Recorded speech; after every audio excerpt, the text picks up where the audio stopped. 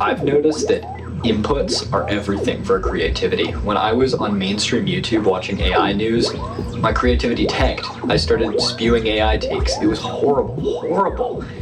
Nobody liked it at all. I even thought about reviewing OpenClaw. That's how grim it got, dude. That's how bad it got. And I realized the remedy to it is to just consume better content. It's to watch art films, it's to read books, it's to spend time in the real world talking to interesting, creative people, and you get inspired. Basically, we're completely products of our environment, and we take in all this information and we absorb it, and we synthesize it and we output information. And I'm not really coming up with the things that you see, like the random little effects and stuff. I'm kind of just taking inspiration from all these little things I was exposed to in the past. Also, again, credit to my parents for showing me lots of cool art films, like Sita Sings the Blues as a kid. That's really cool. But I guess I should also touch on music and the type of music that I listen to.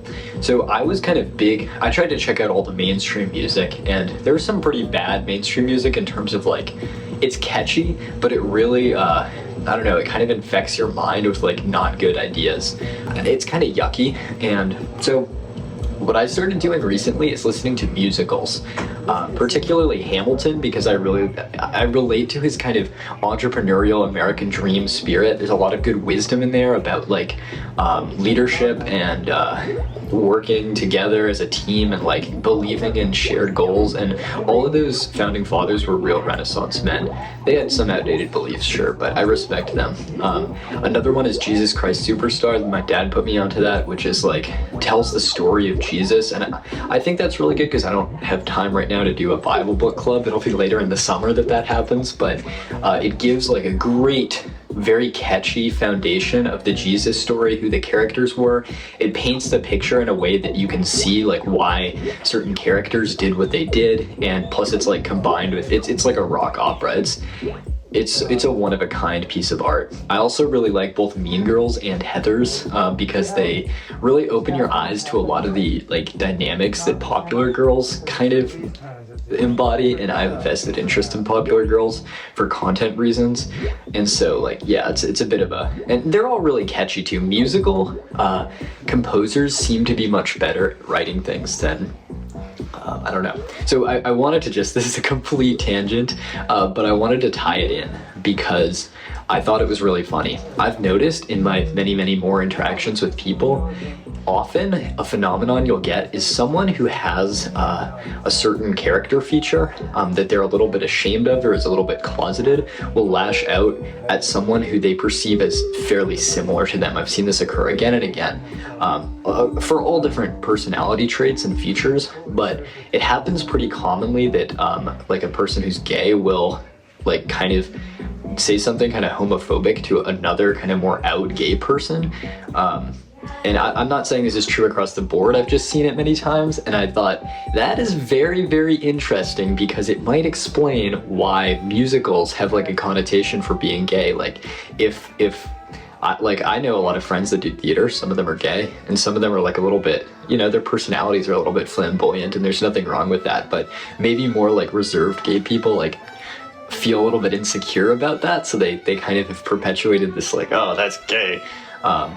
But yeah, musicals, they tell a great story, they're very catchy, especially Hamilton is so good. Just looking at lots of nice art, human-made art, is great too.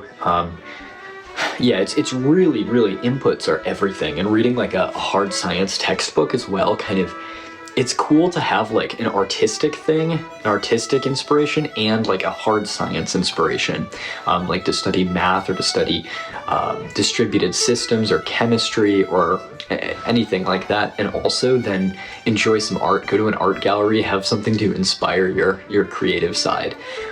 Because like, yeah, when it's all just TikTok and psyops and fake shit and like AI news and doomerism, it's like you're just repeating the same message those people are repeating, and like that's what they want you to do. They're winning. And yeah, like there's a certain thing, I'll let EJ tell it, with name magic, where if you get someone repeating your name, it's very, very powerful. Like, you can maybe see it a little bit with what I'm doing. Like, everyone who says my name, like, the ideas that I'm saying kind of spread over everywhere.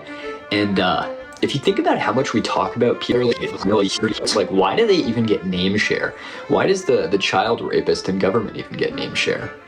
We'll keep that a little bit obfuscated, but yeah, it's bad, dude. It is bad. And that name magic, it's not really magic. I mean, EJ can explain it. When I was a kid, one of the first stories I read was The Wizard of Earthsea. And this is a classic story, and maybe even parable, about the power of true names. And the whole core thesis of the book is about what it means to know the true name of a thing or of a friend, and what that power gives you. And if you understand the moral of that parable, you understand that knowing the true names of things is an incredibly important part of life. Only we know the true names. In fact, a lot of programming is just knowing the true name of a pattern, or a framework, or a tool, or knowing the true name of some obscure Linux command line command that does exactly the thing you want to know, the true name of the flag you need to call.